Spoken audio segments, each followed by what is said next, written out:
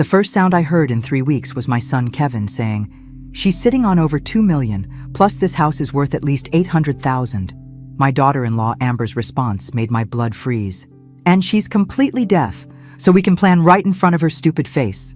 I'd been pretending my hearing was still gone for 2 days. But what I heard next would destroy their lives forever. Let me start from the beginning.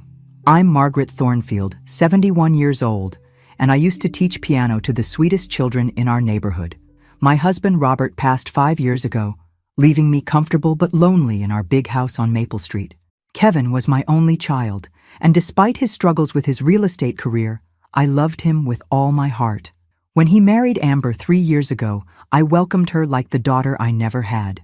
Everything changed on that terrible Tuesday in October. I was carrying laundry upstairs when my slipper caught on the carpet runner. The fall down those hardwood stairs felt endless. I remember the crack when my head hit the banister, then nothing but darkness. I woke up in the hospital 3 days later to Kevin's worried face hovering over me. "Mom, can you hear me?"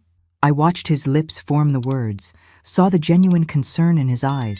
I tried to respond, but realized I couldn't hear my own voice. The world had gone completely silent. Dr. Martinez, a kind man with gentle eyes, examined me thoroughly. I watched his lips carefully as he spoke to Kevin and Amber. The fall caused severe swelling around the auditory nerve. The surgery to relieve pressure on her brain went well, but I'm afraid the hearing damage appears significant. "Will it come back?" I read Kevin's lips as he asked, seeing the worry creasing his forehead. Dr. Martinez's expression was cautious. "Sometimes patients recover fully, others partially, and some never regain their hearing. We'll monitor her progress, but you should prepare for the possibility that this could be permanent." Amber squeezed my hand and mouthed slowly and clearly, "We're here for you, Margaret." Her face showed nothing but compassion and love. They moved into my house the day I came home from the hospital. Kevin wrote on a notepad, "Just until you're back on your feet, Mom. Amber and I want to take care of you." For the first 2 weeks, they were absolutely wonderful. Kevin would sit with me in the evenings, showing me old photo albums and writing funny stories about his childhood on his notepad to make me smile. Amber cooked my favorite meals and was endlessly patient with my struggles to communicate. I watched her learn basic sign language from YouTube videos, practicing the gestures over and over to help us talk better. I felt so grateful to have such loving family during the darkest time of my life. How adorable that I thought their sudden devotion was genuine instead of them just waiting for me to die quietly. When I saw them whispering to each other occasionally, I assumed they were just discussing my care or trying not to burden me with their worries. Then, everything changed. If you're watching this, hit subscribe and let me know where you're watching from, because this gets absolutely insane. It started on a Wednesday morning in my 3rd week home. I was sitting in my recliner, working on a crossword puzzle, when I heard the faintest sound, like water running through pipes. I froze, pencil halfway to the paper. Could it be? I sat perfectly still, straining to detect anything else. There, the refrigerator humming. So quiet I almost missed it. But definitely there. My hearing was starting to come back. Over the next 2 days, sounds trickled in like a gentle stream becoming a river, the clock ticking on the mantel, birds chirping outside my window, Kevin's footsteps on the hardwood floors. And then, I heard something that changed everything. I was pretending to nap in my chair when Kevin and Amber came into the living room. They moved quietly, clearly thinking I was asleep in my silent world. "How much longer do we have to keep up this caring act?" Amber's voice was sharp and irritated, completely different from the gentle tone she used when facing me. "Just until we figure out the next step," Kevin replied casually. But honestly, this might work out better than I thought. My heart started pounding, but I forced myself to keep my breathing steady and my eyes closed. "What do you mean?" Amber asked. "Think about it. She can't hear us. She's completely dependent on us. And she trusts us completely. We have total access to everything now." Ah, yes, the classic mistake of underestimating a woman who spent 30 years managing classrooms full of sneaky teenagers. "I've been going through her papers while she naps," Kevin continued. "Mom has way more money than I ever realized. Her bank statements show over $1 million in savings alone." "Seriously?" I could hear the excitement in Amber's voice. "That's not even counting her investment accounts or the value of this house. We're talking about serious money, Amber. Over 2 million total. I heard papers shuffling as they went through my private financial documents. Look at this statement. She's got stocks, bonds, retirement accounts she never even touches. She's been living like she's poor when she's actually loaded. The casual way they discussed my money, like it already belonged to them, made me feel sick. So, what are you thinking? Amber asked. I'm thinking that if she's going to be deaf and helpless anyway, maybe we should be the ones managing her finances. For her own protection, of course. She'd have to sign papers for that, Amber pointed out. Kevin laughed quietly. She trusts me completely. If I tell her it's for her safety, she'll sign anything I put in front of her. She can't even hear the lawyer explain what she's signing. They were planning to steal from me, and they thought it was funny. Kevin always did have a twisted sense of humor. I just never thought it would include robbing his own mother. You know what else I've been thinking? Amber said. She really can't live alone anymore. Not like this. Maybe we should look into assisted living facilities. That's actually brilliant, Kevin agreed. If she's in a facility, we could manage everything for her. The house, the money, all of it. And those places are expensive. It would be totally reasonable for us to sell the house to pay for her care. How expensive? Amber asked. The nice places run about $4,000 a month. But think about it. We'd have this whole house to ourselves and complete control over her assets. I lay there in shock, listening to my son and his wife plan to rob me blind and ship me off to a nursing home like an unwanted piece of furniture. She won't last much longer anyway, Amber said casually, like she was discussing the weather. I mean, she's already showing signs of confusion since the accident.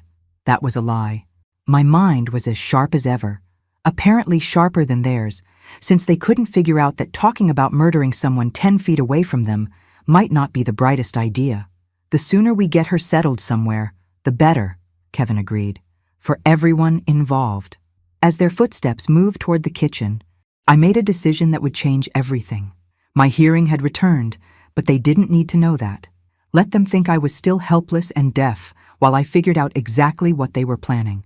I had no idea how much worse their betrayal would get. For the next few days, I perfected my act. I continued responding only to visual cues, pointing and gesturing when I needed something. I kept my expression blank when they spoke around me, showing no reaction to sudden noises. Meanwhile, I listened to every conversation. I looked up that assisted living place you mentioned, Amber said while making breakfast. Sunset Manor. They have an opening next month. Perfect timing, Kevin replied. I've been talking to Jake from my office about getting the house appraised. Already? Amber sounded surprised. We need to know what we're working with. Jake thinks in this market we could get at least $800,000. Maybe more if we stage it right. I sat at the kitchen table, slowly eating my oatmeal and pretending not to hear them planning to sell my home out from under me. What about her stuff? Amber asked. All this furniture, the piano, her personal things? Estate sale, Kevin said without hesitation. Most of it's just old junk anyway. The piano might be worth something. It's a decent brand. That piano was where I'd taught hundreds of children over 30 years. It was where Kevin himself had reluctantly taken lessons as a boy. Now he was calling it old junk and planning to sell it for cash. Have you thought about the will situation? Amber asked quietly. What do you mean? Well, if she's going to be in a facility long term and if her condition gets worse, Amber paused. I just think we should make sure everything is set up properly. Kevin was quiet for a moment. The will hasn't been updated since Dad died. Everything comes to me as the only heir. But what if she decides to change it? What if she gets suspicious? She won't, Kevin said confidently. She trusts me completely, and she can't hear what lawyers tell her anyway. Besides, in her condition, we could probably argue that she's not mentally competent to make those kinds of decisions. I wasn't incompetent. I was sitting 10 feet away, understanding every word of their scheme. I've been doing some research, Amber said, lowering her voice, about elderly care and medication management. What kind of research? Did you know that older people often have bad reactions to multiple medications? Especially after head injuries. Sometimes the combinations can cause confusion, memory problems, even more serious complications. Nothing says loving daughter-in-law like researching creative ways to poison your husband's mother. I was starting to understand why Amber's nursing career had been so short-lived. Kevin's voice sharpened with interest. What are you saying? I'm saying that if someone were already taking several medications for legitimate reasons and they accidentally got a higher dose or the wrong combination, it would look completely natural, especially in someone her age with a recent head injury. The kitchen fell silent except for the sound of my spoon scraping the bowl. I kept eating, kept my expression neutral, while my son and daughter-in-law discussed drugging me. That's, Kevin started. That's what? Amber asked. That's actually smart thinking, he finished, just in case her condition doesn't decline naturally fast enough. I managed to swallow my last bite of oatmeal without choking, but inside I was screaming. They weren't just planning to steal from me and abandon me. They were planning to kill me. That afternoon, while Kevin was at his office and Amber was grocery shopping, I acted quickly. I called the one person I trusted completely, Harrison Webb, the lawyer who'd handled Robert's estate. "Margaret, how wonderful to hear from you," Harrison said warmly. "How are you recovering from your accident?" "Harrison, I need to see you urgently," I said, keeping my voice low even though I was alone. "And I need you to promise me something. No one can know about this meeting. Not Kevin, not anyone." His tone grew concerned. "Of course. Is everything all right?" "No," I said simply. "It's not. Can you come to the house tomorrow around 10? Kevin and Amber will be out running errands. I'll be there." The next morning, Harrison arrived exactly on time. When I answered the door, speaking clearly and moving normally, his eyes widened in shock. "Margaret, you're hearing. You can hear me perfectly." "Yes, and that's exactly the problem. Come in quickly." I told him everything. The returned hearing, the overheard conversations about stealing my money, their plans to put me in a nursing home, and most horrifying of all, Amber's research into medication, accidents. Harrison's face grew paler with each revelation. "My God, Margaret, you're talking about elder abuse, financial exploitation, and potentially attempted murder. I know exactly what I'm talking about," I said firmly, "and I need your help to stop them. We need to call the police immediately." "Not yet," I said. "Right now it's my word against theirs, and they'll just claim I'm confused from the head injury. I need more evidence, something that will hold up in court." Harrison leaned forward. "What do you want to do?" I smiled for the first time in weeks. "First, I want to change my will, completely. And then, I want to give them enough rope to hang themselves with." We spent the next hour drafting a new will. Everything, the house, the investments, every penny, would go to various charities. Kevin would inherit exactly $1, with a note explaining it was more than his betrayal deserved. "Are you absolutely certain about this?" Harrison asked as I signed the documents. "I've never been more certain of anything in my life." After Harrison left, I made another call to Joe Martinez, who owned a security company and had installed systems for half the neighborhood. His son Tommy had been one of my favorite piano students. "Mrs. Thornfield, Tommy told me about your accident. How are you doing?" "I'm doing better than people think, Joe. I need a big favor, and I need you to keep it completely confidential. Can you come by tomorrow morning? I'll explain everything then." "Of course, whatever you need." The next day, Joe arrived with a bag of equipment.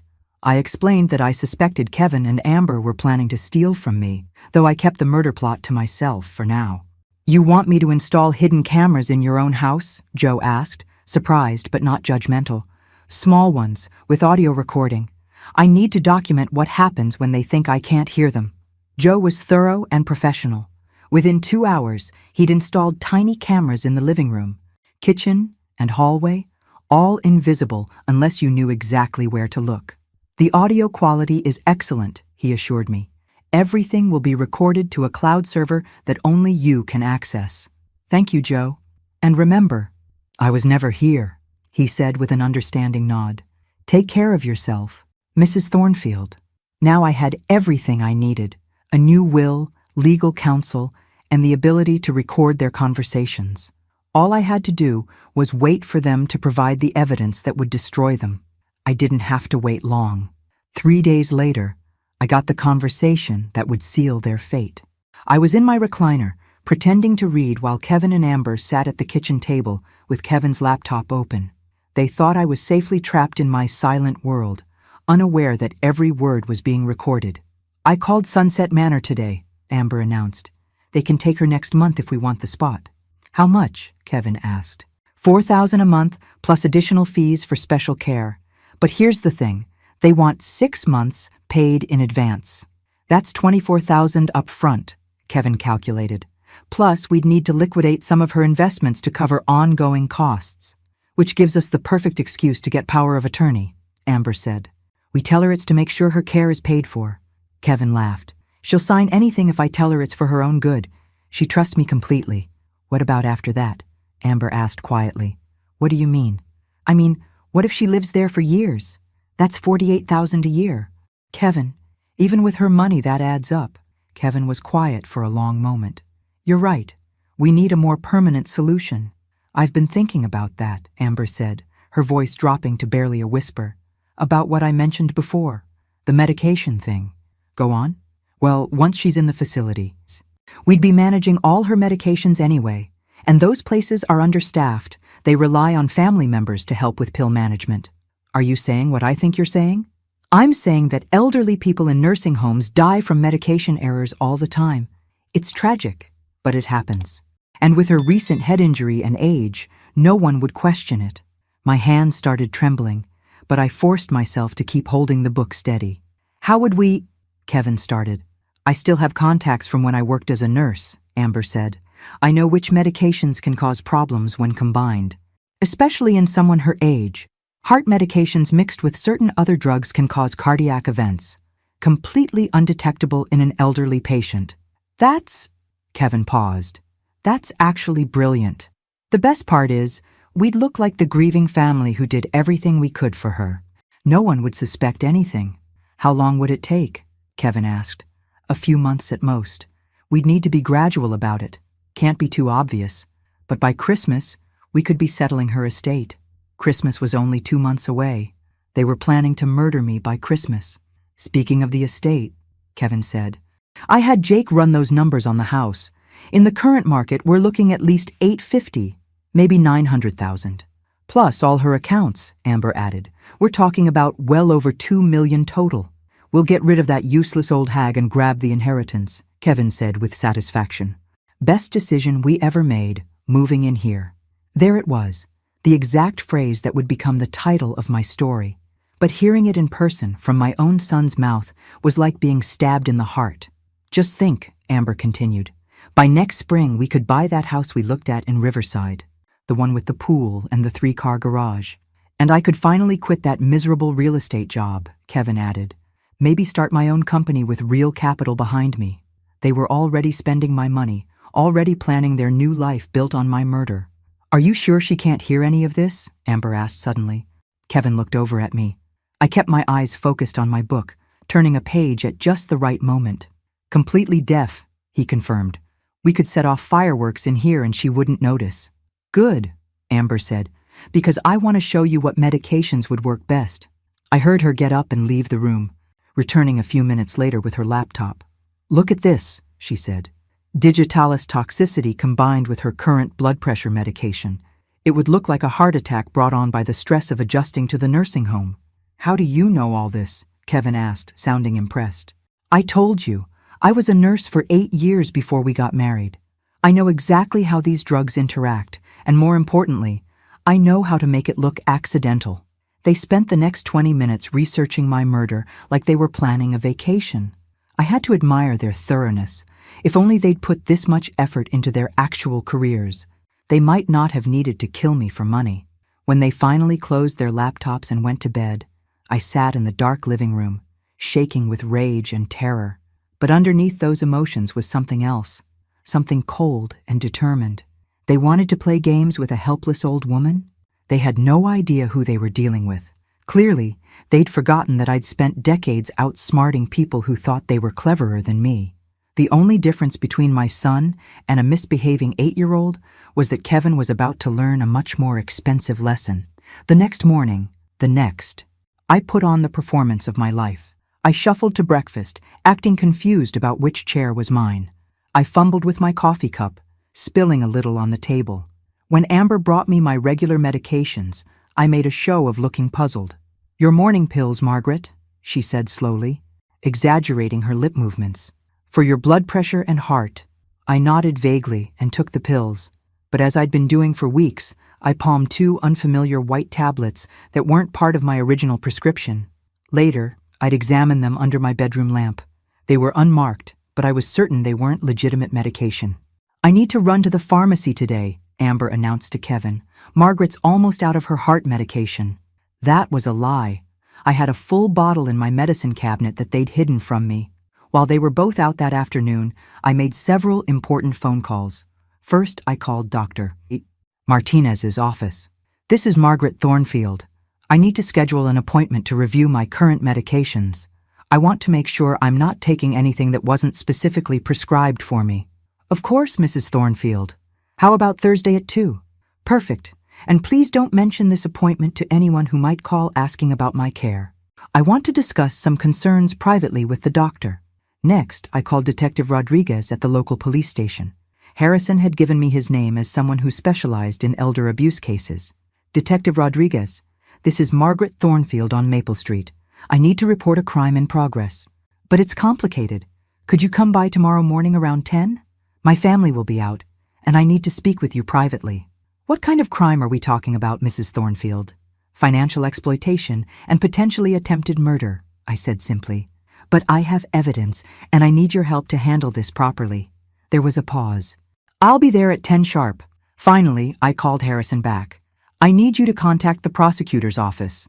I want to know exactly what kind of evidence they'd need to press charges for elder abuse, financial exploitation, and attempted murder." "Margaret, what's happened?" "I'll explain tomorrow.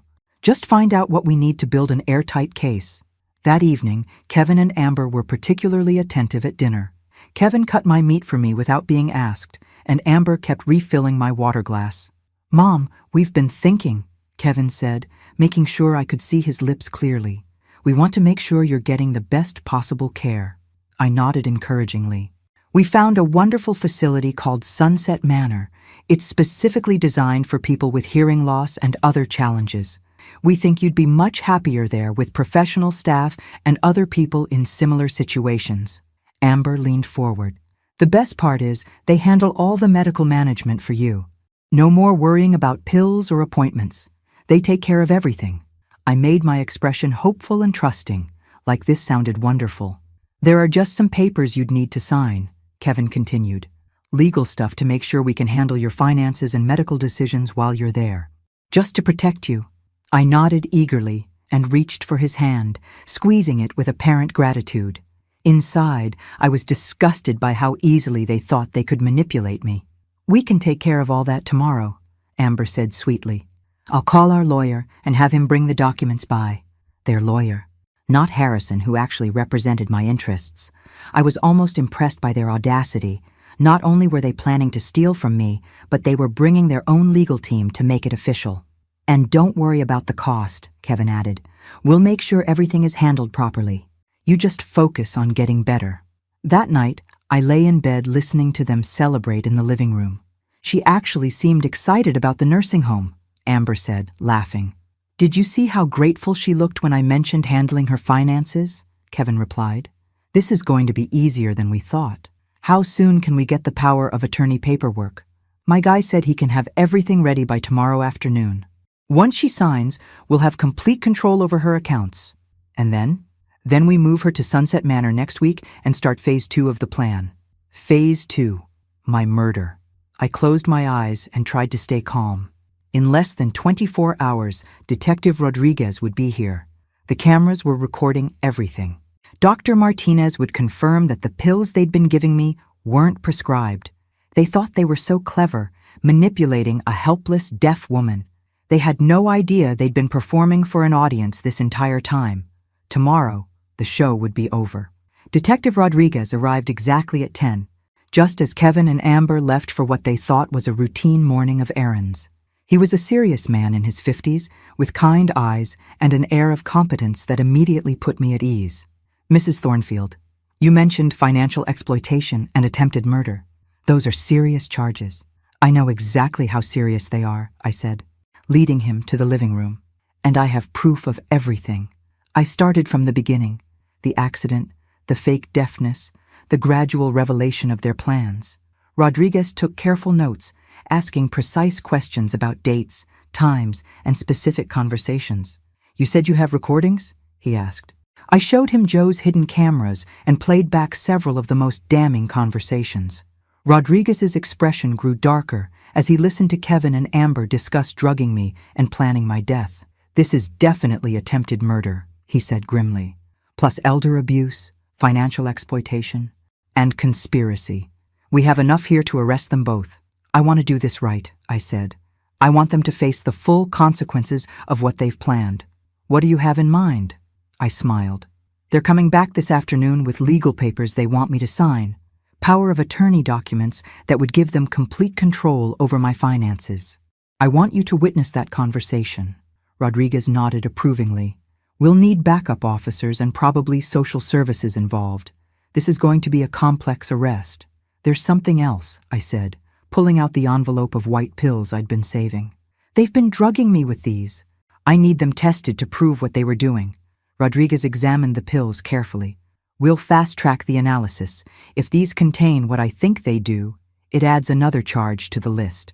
We spent another hour planning exactly how to handle the afternoon confrontation. Rodriguez would be hidden in the kitchen with a clear view of the living room, with backup officers positioned outside.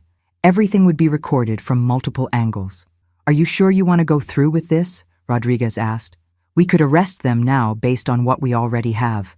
No, I said firmly. I want them to show their true colors one more time. I want there to be absolutely no doubt about their intentions. At 2 o'clock, Kevin and Amber returned with a man I didn't recognize, presumably their lawyer. I was sitting in my recliner, looking frail and confused as they entered. Mom, this is Mr. Patterson, Kevin said slowly, facing me so I could read his lips. He's here to help us with those papers we discussed. Patterson looked uncomfortable. Are you certain she understands what she's signing? She seems quite... She has good days and bad days, Amber interrupted. Today is a good day. She's very excited about moving to the care facility. I nodded enthusiastically and made happy gestures toward Patterson. The first document transfers power of attorney for all financial decisions, Patterson explained, though he was clearly addressing Kevin rather than me. The second gives you medical decision-making authority. Kevin guided my hand to the first signature line. This just means I can help pay your bills and manage your accounts, Mom, to make sure you're taken care of. I made my signature shaky and uncertain, like someone whose motor skills were declining. The second document is similar, Patterson continued. It allows your son to make medical decisions if you're unable to communicate your wishes. As I signed the second paper, Amber leaned over to Kevin. Once these are filed, we can move her next week, right? Absolutely, Kevin replied quietly. And then we can start the medication adjustments we discussed. Patterson looked sharply at them. What medication adjustments? Kevin and Amber exchanged glances. Just optimizing her care for the facility, Amber said smoothly. I have nursing experience, so I'll be coordinating with their medical staff. That was when Detective Rodriguez stepped out of the kitchen. Actually, I think we need to discuss those medication plans in more detail, he said, showing his badge. The room exploded into chaos. Patterson jumped back from the table. Kevin's face went white, and Amber immediately started talking. Officer, there's been some kind of misunderstanding, she began. No misunderstanding, Rodriguez said calmly. Margaret Thornfield, would you like to tell them what you've been hearing for the past several weeks? I stood up slowly, meeting Kevin's shocked eyes. I heard every word, I said clearly. Every conversation about stealing my money, every plan to put me in a nursing home, and every detail of how you plan to murder me. Kevin's mouth fell open. Mom, you can hear? I can hear perfectly, I said. I've been able to hear for weeks. I heard you call me a useless old hag. I heard you research ways to kill me with medication. I heard you plan to inherit my money and buy a house with a pool. Amber lunged forward. You don't understand. We were trying to help you. Help me? I laughed bitterly.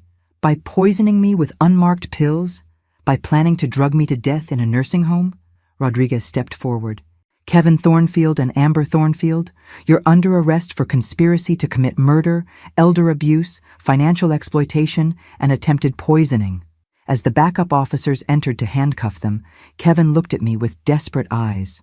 Mom, please, I'm your son. My son died the day he decided I was worth more dead than alive. I said quietly. I don't know who you are anymore. The last thing I heard as they were led away was Amber screaming that I was a crazy old woman and no one would believe me. She was wrong. Everyone believed me. I had the recordings to prove it. Amazing how technology works when you're not too arrogant to think your victims might fight back. The story exploded across local news within hours. Son and daughter-in-law arrested for plotting to murder elderly mother. The recordings I'd captured were clear evidence of their guilt, and the pills they'd been giving me tested positive for a sedative that wasn't prescribed by any doctor. Dr. Martinez confirmed that the medication could have caused the confusion and weakness they'd been attributing to my head injury. In higher doses, or combined with certain other drugs, this could have been fatal, he told the prosecutors. Harrison handled the legal fallout beautifully.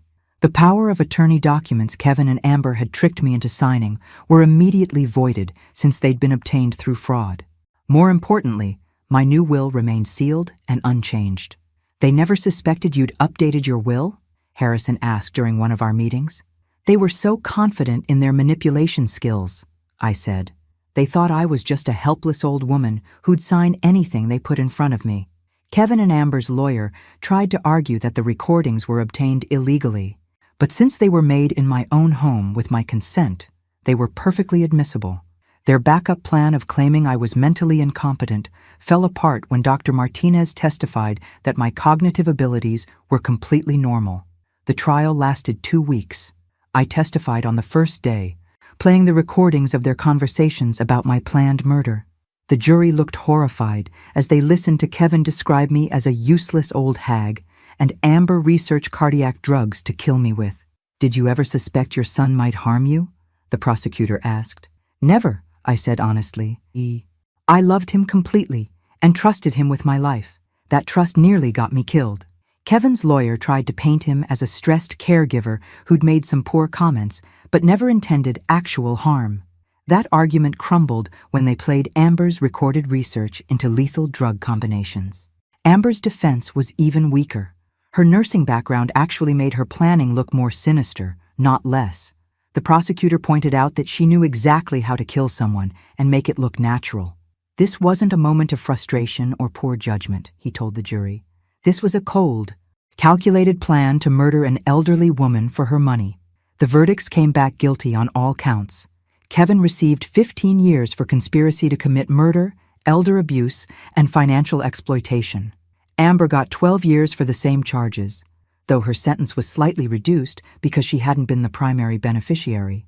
As they were led away after sentencing, Kevin looked back at me one more time. I felt nothing. No sadness, no regret, no lingering love. The son I'd raised was gone, replaced by a stranger who'd tried to kill me. Outside the courthouse, reporters asked if I felt justice had been served. Justice would have been having a son who loved me, I said. This is just consequences. 6 months later, I sold the house on Maple Street. Too many bad memories lived in those rooms now. I found a beautiful, smaller home in a different neighborhood, 2 bedrooms, 1 story, with a lovely garden and a sunroom perfect for a piano. The money from the sale, combined with my investments, left me more financially secure than ever. Ironically, Kevin and Amber's scheme had forced me to take a hard look at my finances, and I discovered I was worth even more than they'd calculated. I could have traveled the world, bought luxury cars, lived like a queen. Instead, I did something that would have horrified my would-be murderers. I started spending money on myself and people I cared about. I bought a brand new grand piano for the sunroom and started teaching again. Not for money this time, but for the joy of sharing music with children who reminded me why life was worth living. My first student was Sophia Rodriguez, Detective Rodriguez's 8-year-old daughter. Mrs. Thornfield taught my daddy to catch bad guys, she announced to anyone who would listen. Now she's teaching me to play songs. Word spread quickly through the neighborhood. Soon, I had a waiting list of children eager to learn piano from the famous lady who caught the bad guys. Their parents paid me generously, but I put most of the money into a fund for music education in local schools. The house next door was occupied by the Gonzalez family, Maria, Carlos, and their 3 children. They'd moved from Mexico 5 years ago and worked incredibly hard to build a life here. Carlos was a landscaper. Maria cleaned offices at night, And all 3 kids were honor students. It started with small gestures. I'd make extra soup and bring some over.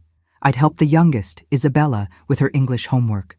When their car broke down and they couldn't afford repairs, I quietly paid the mechanic. "Senora Margaret, you don't have to do this," Maria protested when she found out. "I'm not doing anything," I said. "I'm just helping my neighbors the way neighbors should help each other." Within months, they'd adopted me as family. The children called me Abuela Margaret, and I was invited to every birthday, holiday, and celebration. When Isabella lost her first tooth, she ran to my house to show me before her own parents. "Why are you so kind to us?" Carlos asked one evening as we sat on my porch watching the kids play. "Because you treat me like family," I said simply. "Real family isn't about blood. It's about love and respect." The contrast wasn't lost on me. Kevin, my biological son, had seen me as nothing but a source of money to be eliminated when convenient. The Gonzalez family saw me as a person worth caring about, worth including, worth loving. When Maria's mother in Mexico became seriously ill, they couldn't afford the trip home. I bought their plane tickets without hesitation. "We can't accept this," Carlos said, tears in his eyes. "You're not accepting charity," I told him firmly. "You're accepting help from someone who loves you. There's a difference." While they were gone, I missed them terribly. Their house felt empty, and my own house felt too quiet without Isabella's laughter echoing from next door.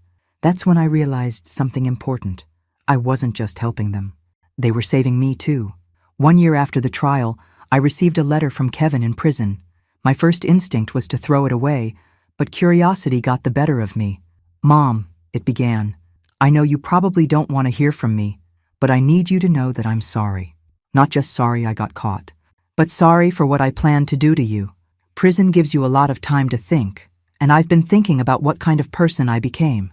The letter went on for 3 pages, detailing his regrets and claiming he'd found religion behind bars. He talked about the therapy programs he was attending and how he was working on himself. "I don't expect forgiveness," he wrote in closing, "but I hope someday you might be willing to visit me. I want to try to explain how I lost my way so badly." I read the letter twice, then walked to my fireplace and burned it. Some people might call that harsh, but I'd learned something important over the past year. Forgiveness doesn't require you to let toxic people back into your life. I could forgive Kevin for my own peace of mind without ever trusting him again. 2 weeks later, I received a similar letter from Amber. Hers was shorter and angrier, claiming she'd been led astray by Kevin and that her sentence was unfair. She blamed me for tricking them with my fake deafness and suggested that everything that happened was somehow my fault. I didn't even finish reading that one before it joined Kevin's letter in the fireplace. Harrison stopped by that afternoon with some legal papers to sign, something about finalizing the asset transfers from my old will. "Any word from Kevin or Amber?" he asked carefully. "Nothing worth mentioning," I said. "How are they adjusting to prison life?" "Kevin's in a minimum security facility. He's apparently been a model prisoner, participating in educational programs. Amber's having a harder time at the women's correctional facility. She's been written up several times for fighting with other inmates." "I'm not surprised," I said. Kevin was always better at playing the victim, when it suited him. Harrison studied my face. "Do you ever regret how things turned out?" I thought about that question for a long moment. I regret that my son became someone capable of planning my murder. I regret that I raised a child who could see his mother as nothing but a source of money. But do I regret stopping them? Never. What about the inheritance? They would have gotten everything if you hadn't changed your will. I smiled. The best part is, they still think they would have inherited millions. They don't know that every penny is going to charity. Even in prison, they're probably still fantasizing about the money they'll never see. That evening, I sat in my sunroom playing piano while Isabella and her brothers did homework at my kitchen table. This had become our routine. They'd come over after school, I'd help with homework and give piano lessons. Then Maria would collect them for dinner. "Abuela Margaret," Isabella said, looking up from her math problems. "My teacher said you're famous." "What did she tell you?" "She said you're very brave, and you caught some bad people who wanted to hurt you." I considered how to explain this to an 8-year-old. Sometimes people we trust disappoint us badly. But that doesn't mean we stop trusting everyone. It means we learn to choose better people to trust. "Like us?" she asked hopefully. "Exactly like you," I said, ruffling her hair. "You and your family are the best choice I ever made. 2 years after the trial, my life had settled into a rhythm that filled me with contentment I'd never experienced before. My little house was always full of music and laughter. The Gonzalez children had become genuine experts on the piano, and I'd started a small recital program that brought families from all over our neighborhood together. Detective Rodriguez and his wife became regular dinner guests, along with Harrison and his family. Joe Martinez, who'd installed my security cameras, often stopped by with his grandchildren for impromptu music lessons. "You've built quite a community here," Harrison observed during one of our monthly dinners. "I've learned that the best revenge is living well," I said. "Kevin and Amber wanted to erase me from existence and take my money. Instead, I'm more alive than I've been in years, and my money is going to causes that actually matter." The local newspaper had done a follow-up story on my case, focusing on elder abuse prevention. I'd become an inadvertent spokesperson for elderly people who were being mistreated by family members. "The hardest part," I told the reporter, "is accepting that someone you love sees you as disposable. But once you accept that reality, you can take steps to protect yourself." The story led to speaking invitations at senior centers and community groups. I'd tell my story and talk about warning signs that family members might be planning financial exploitation, or worse. "Trust your instincts," I'd always tell the audiences. "If someone's behavior toward you changes dramatically, especially after you become vulnerable, pay attention. Don't dismiss red flags because you want to believe the best about people you love." After one such speaking engagement, an elderly woman approached me with tears in her eyes. "My daughter has been acting strange since my husband died," she said quietly. "She's been asking a lot of questions about my will and suggesting I might be safer in assisted living. After hearing your story, I'm worried." I gave her Harrison's card and Detective Rodriguez's contact information. "Don't wait to get help," I told her. "It's better to be wrong about suspicions than to be right and unprepared." 3 months later, she called to thank me. Her daughter had indeed been planning to drug her and claim power of attorney under false pretenses. The police investigation I'd encouraged had prevented another tragedy. "You saved my life," she said. "You saved your own life by listening to your instincts," I corrected. "I just gave you permission to trust what you already knew." On the 3rd anniversary of my accident, I threw a party, not to celebrate my fall, but to celebrate my survival and the wonderful life I'd built from the ashes of betrayal. The Gonzalez family decorated my house with flowers and balloons. Isabella, now 11 and an accomplished pianist, performed a solo she'd been practicing for weeks. Carlos grilled hamburgers while Maria made her famous salsa. Detective Rodriguez brought his famous potato salad, and Harrison showed up with enough ice cream to feed a small army. As I looked around my backyard full of people who genuinely cared about me, I felt a profound sense of gratitude. Not gratitude for what Kevin and Amber had tried to do. I'll never be thankful for that betrayal. But gratitude for the strength I'd found to fight back, and for the real family I'd discovered in the process. "Speech! Speech!" someone called out, and soon everyone was chanting for me to say something. I stood up, looking at the faces of people who'd chosen to love me not for what I could give them, but for who I was. 3 years ago, I learned that the family you're born into isn't always the family that will stand by you, I began. But I also learned that the family you choose, the people who see your worth and celebrate your existence, those relationships are stronger than blood. I raised my glass of lemonade.